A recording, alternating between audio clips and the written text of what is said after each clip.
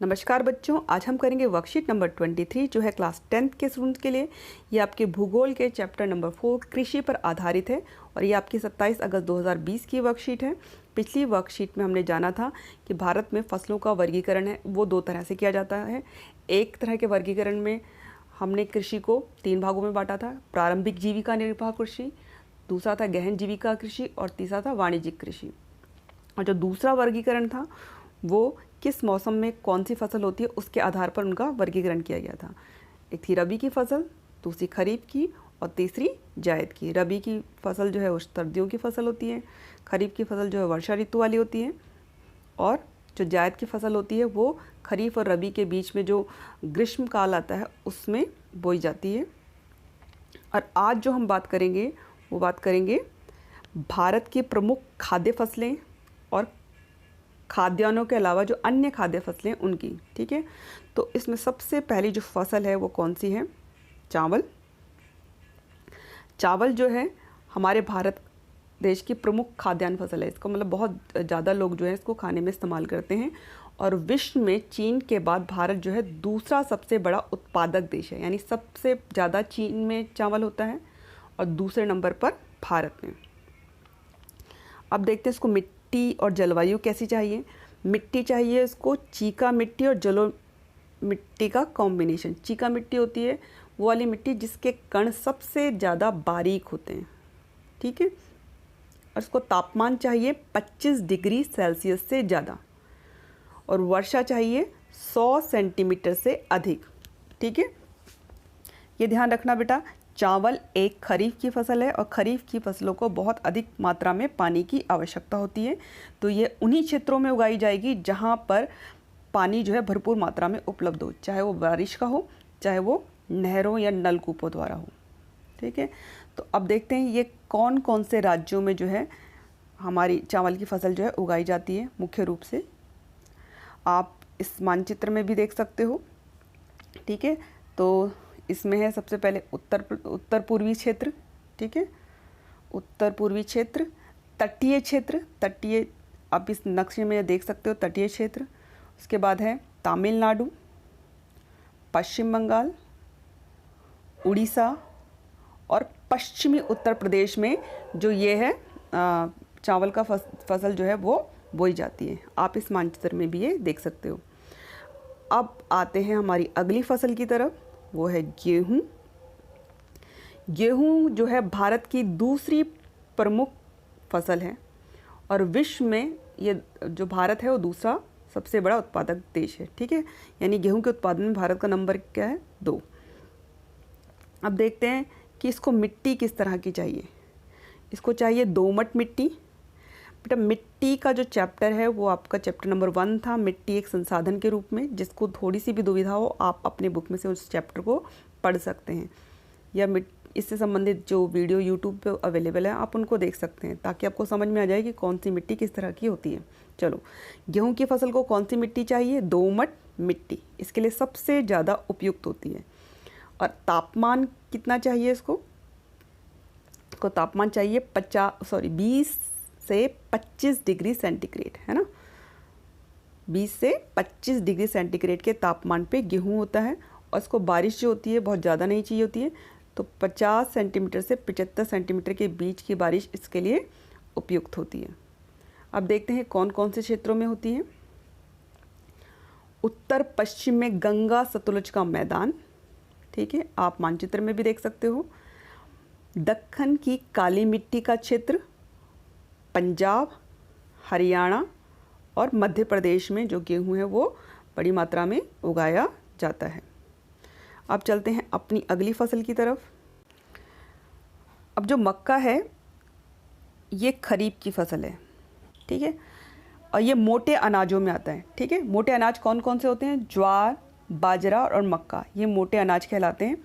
और ज्वार जो है भारत की तीसरी प्रमुख फसल है, क्योंकि पहली 2 प्रमुख फसलें कौन सी थी? गेहूँ और चावल। उसके बाद किसका नंबर आता है? ज्वार का, जिसको सबसे ज़्यादा लोग खाने में इस्तेमाल करते हैं। मक्का को आप भुट्टा भी कहते हो। ठीक है, अब देखते हैं इसको मिट्टी किस प्रकार की चाहिए। इसको चाहिए पुरानी जलोढ़ मिट्टी, इसके लिए सबसे ज़्यादा उपयुक्त होती है। और इसको चाहिए कम वर्षा और कम आर्द्रता की ज़रूरत होती है। ये उगाई जाती है कहाँ कहाँ पर? कर्नाटक में, मध्य प्रदेश में, बिहार में, महाराष्ट्र में, उत्तर प्रदेश में और आंध्र प्रदेश में। आप इसको मानचित्र में भी देख सकते हो। अब आते हैं अगली जो फसल है हमारी, चना। ठीक है, अब चना जो है विश्व में चना उत्पादन भारत का पहला स्थान है, यानी जो है भारत है वो कौन से नंबर पर आता है? पहले नंबर पर। सबसे ज़्यादा चना कहाँ पर होता है? भारत में। अब देखते हैं इसके लिए जलवायु कैसी चाहिए। इसको शुष्क और ठंडी जलवायु चाहिए, है ना। मतलब सूखी, मतलब बहुत ज़्यादा इसको लगातार बारिश वाली जो है जलवायु नहीं चाहिए होती, शुष्क और ठंडी जलवायु चाहिए। और इसको वर्षा कैसी चाहिए? मध्यम, ना बहुत कम और ना बहुत ज़्यादा। वो होती है 60 से 90 सेंटीमीटर। अब देखते हैं कौन कौन से राज्यों में होती है। तो ये होती है मध्य प्रदेश में, आप मानचित्र में भी देखते जाइए, उत्तर प्रदेश में, राजस्थान में, हरियाणा में, पंजाब में और महाराष्ट्र में जो है चने की फसल जो है प्रमुख रूप से होती है, यानी यहाँ काफ़ी ज़्यादा मात्रा में चने की फसल होती है इन राज्यों में। अब आते हैं हम मूंगफली पे। मूंगफली जो है एक तिलहन फसल है। तिलहन फसल कौन सी होती है बेटा? जिनसे तेल निकाला जाता है। ठीक है, और जो भारत है वो विश्व में चीन के बाद दूसरा सबसे बड़ा तिलहन उत्पादक देश है, यानी सबसे ज़्यादा तो तिलहन वो चीन उत्पादन करता है, उसके बाद भारत उत्पादन करता है। और तिलहन फसलें और कौन कौन सी होती है आपको पता है? मूंगफली तो होती है जिससे तेल निकाला जाता है, सरसों होता है, नारियल, तिल, सोयाबीन, अरंडी, बिनौला अलसी, सूरजमुखी, ये सब क्या है? तिलहन फसलें हैं जो भारत में प्रमुख रूप से उगाई जाती हैं। अब हम बात कर रहे हैं इस समय मूंगफली की। तो मूंगफली में कुल तिलहन उत्पादन का आधा भाग जो है मूंगफली से प्राप्त होता है, यानी जितना भी हम तिलहन उगाते हैं उसमें से आधी क्या होती है? मूंगफली होती है। यानी 100 किलो अगर तिलहन उत्पादन किया है तो इसका मतलब उसमें 50 किलो क्या होगी? मूंगफली होगी। ठीक है, तो यानी हमारे देश में बहुत बड़ी मात्रा में मूंगफली उगाई जाती है। अब देखते हैं इसको किस तरह की जलवायु चाहिए।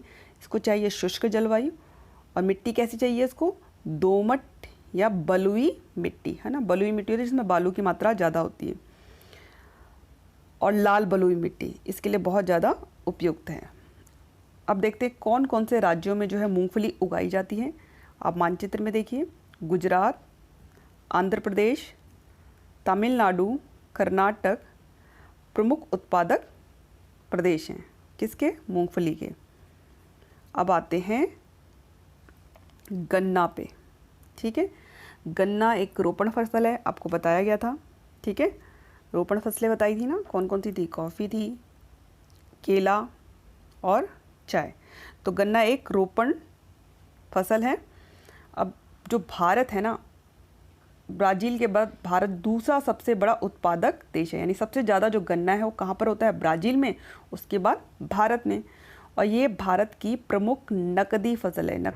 बेटा, नकदी फसलों से अभिप्राय उन फसलों से है जिनका उत्पादन जो किसानों द्वारा बेचने के उद्देश्य से किया जाता है, और ये ज़्यादातर उद्योगों को कच्चे माल के रूप में प्राप्त होती हैं। अब आते हैं कि गन्ने को किस तरह का जलवायु चाहिए। तो इसको उष्ण उपोष्ण कटिबंधीय जलवायु चाहिए, जिसमें तापमान 21 से 27 डिग्री सेल्सियस तक होता है, यानी इसको थोड़ी गर्म जलवायु चाहिए।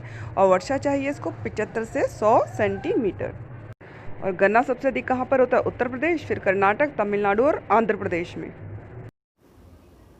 अब आते हैं प्रश्न 1 पर, अनाज और सब्जी उत्पादन का महंगाई से क्या संबंध है। तो अनाज और सब्जी उत्पादन का महंगाई से घनिष्ठ संबंध है। अगर अनाज और सब्जियों का उत्पादन बहुत ज़्यादा होगा तो उनके दाम कम हो जाएंगे, दाम कम हो जाएंगे तो महंगाई भी कम हो जाएगी। और अगर अनाज और सब्जियों का उत्पादन होगा कम तो उनके जो दाम हैं वो बढ़ जाएंगे और महंगाई भी बढ़ जाएगी। हम इसको एक उदाहरण की सहायता से समझ सकते हैं। उदाहरण के लिए ये 4 किसान हैं जिन्होंने टमाटर की फसल बोई, और ये चारों का जो है 10-10 किलोग्राम जो है टमाटर हुआ। अब ये बाज़ार में बेचने गए तो पता चला कि जो मांग है टमाटर की वो सिर्फ 10 किलोग्राम की है। एक ही खरीदार है जिसको 10 किलोग्राम चाहिए। अब इन सबको अपना माल बेचना है तो कैसे बेचेंगे? अब जब इसके पास गया, इसने कहा मैं 20 रुपये में 1 किलो जो है टमाटर बेचूंगा, तो ये कहेगा भाई अगर इसका बिक गया तो मेरा नहीं बिकेगा, वो कहेगा मैं 10 रुपये प्रति किलो के हिसाब से आपको जो है टमाटर दे दूँगा, ठीक है, यानी आप 100 रुपये में मेरे पूरे टमाटर ले जाइए। तो इसने सोचा अगर इसका बिक गया तो मेरा नहीं बिकेगा, तो इसने कहा एक काम कीजिए, आप 5 रुपये प्रति किलो के हिसाब से मेरा टमाटर ले जाइए, मैं आपको 50 रुपये में 10 किलो टमाटर देता हूँ। और ये कहेगा कि भैया इनका बिक गया तो फिर मेरा तो बिकेगा ही नहीं और मेरा तो फेंकना पड़ जाएगा। कहेगा मैं 2 रुपये किलो के हिसाब से दे दूँगा, आप 20 रुपये में मेरा सारा टमाटर ले जाओ। तो अब ये देखो यहाँ पर क्या हुआ, उत्पादन ज़्यादा था और मांग कम, तो चीज़ों के दाम क्या हो गए, घट गए, तो महंगाई भी घट गई। और अगर इसका उल्टा हो जाए, अब यहाँ पर क्या हुआ, उल्टा हो गया। यहाँ पर इन किसानों ने फसल बोई थी लेकिन इनकी हो गई ख़राब, तो किसी का भी जो है टमाटर नहीं हुआ, सिर्फ इसका ही हुआ 10 किलोग्राम टमाटर। और बाज़ार में जो ख़रीदने वाले थे वो 3 थे, उनको चाहिए था 10-10 किलोग्राम टमाटर। तो कुल मिला के जो है मांग है 30 किलोग्राम की, लेकिन उत्पादन कितना हुआ है, सिर्फ 10 किलोग्राम। अब क्या होगा कि अब इसको माल बेचना है, ख़रीदने वाले इतने सारे हैं तो इसके भी मज़े आ गए, है ना। तो ये मनमाने दामों पर बेच सकता है। इसने कहा कि मैं 20 रुपये किलो के हिसाब से बेचूंगा, तो इसने सोचा अगर इसने ख़रीद लिया तो मुझे नहीं मिलेगा। ये कह रहा है 40 रुपये के हिसाब से मैं तुमसे जो है 10 किलो टमाटर जो है ख़रीद लूँगा। ये कहता है मैं आपसे 50 रुपये प्रति किलो के हिसाब से जो है 500 रुपये में आपके पूरे टमाटर ख़रीद लूँगा। तो क्या हुआ, यहाँ पर उत्पादन कम होने और मांग ज़्यादा होने की वजह से टमाटर के दाम जो है बढ़ गए और महंगाई भी बढ़ गई। तो इस तरह से हमने देखा कि उत्पादन और महंगाई में जो है घनिष्ठ संबंध है। अब आप इस तरह से इस प्रश्न का जो है उत्तर अपनी कॉपी में लिख सकते हैं। अब आते हैं अगले प्रश्न पर। आप सबसे अधिक किस अनाज का प्रयोग करते हैं? तो लिख देंगे हम सबसे अधिक गेहूं का प्रयोग करते हैं। जो चावल का करते हैं वो लिख सकते हैं हम सबसे अधिक चावल का प्रयोग करते हैं। तो आप जिस भी अनाज का प्रयोग सबसे अधिक करते हो आपको वो लिखना है, तो ये आप खुद कर सकते हो। प्रश्न नंबर 3 ये भी बहुत आसान है कि किन्हीं 2 नकदी फसलों के नाम लिखें। तो इसका उत्तर है कपास, पटसन, जूट, गन्ना, चाय। आप इनमें से कोई भी 2 नाम लिख लीजिए। चारों लिखने तो आप चारों लिख दीजिए, ठीक है। तो आपकी ये जो वर्कशीट है ये पूरी हो गई है। बेटा अपने चैप्टर को ज़रूर पढ़िएगा। जिसने चैप्टर नंबर 1 नहीं पढ़ा था मिट्टी वाला वो भी पढ़ लेना, आपको ये ज़्यादा समझ में आएगा। आप 10th क्लास के बच्चे हो, अगर आपको अच्छे नंबर लाने हैं तो आपको अपनी पुस्तकों को बहुत अच्छे से पढ़ना होगा, तभी आपके नंबर आ पाएंगे, ठीक।